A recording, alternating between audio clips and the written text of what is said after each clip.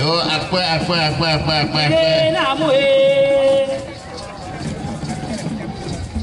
Makbona toto galo, amae makwa hobanya dari nama. Makbona toto ge, amae makwa hobanya. Apa?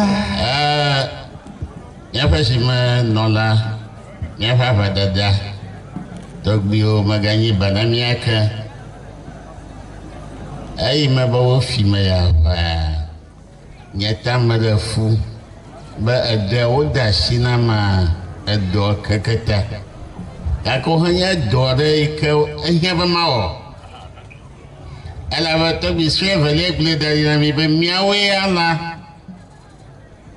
mi o mi hatowo acho nya so ha oto afa ya ma no ba jinwu to ya e mi afa so ha o po no la ke podo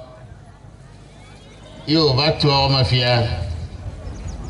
be afa ma pasa yo so ya we do de sia la waga arwaza mi dengblawu ba mi we po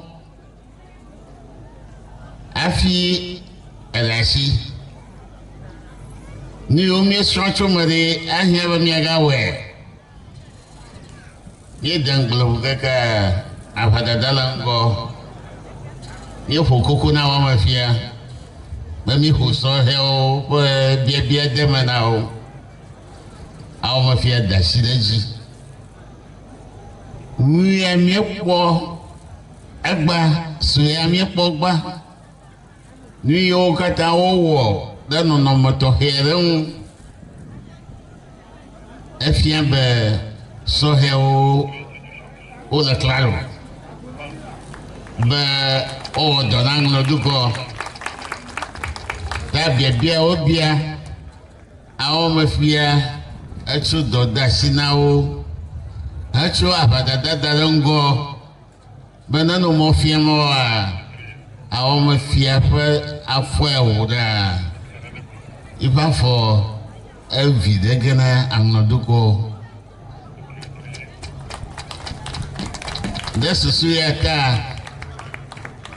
Aba Awɔmezi Hon mele Awɔmezi teƒe ele Awɔmefia teƒe ele aʋadada kple fia gãwo katã teƒe be mia vi yɔ yamebu nyɔnu aɖeke kpɔ mia dome o ma va o mi fondi lo a hama popula de me jida pour le miesi be mi doya choge o je fi auto je gato e manya pere de mako so fi fi hayina mi ga wi wo hayo chichi o ko vai mi ada wato afienu amayo jojona mi ayoma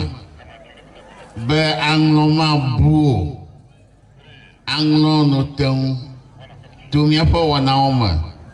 e ma mi afa secretary pe anglo gba de sem ale o dome ko bo de vie echi la fa ya pa fuga ba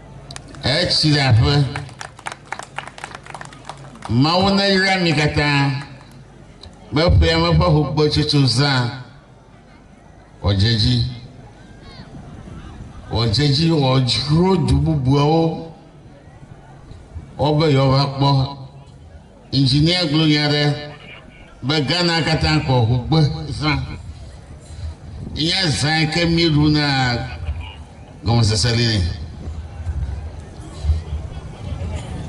da wacho mon popo ya acho do dachina apoto ken podo plepo committee mato kata be mia awe wa mama mie mia segbe na ngogbeto abadada be Usiamu na jiji abale ke togo dwi dadie na mauna rami o dehemi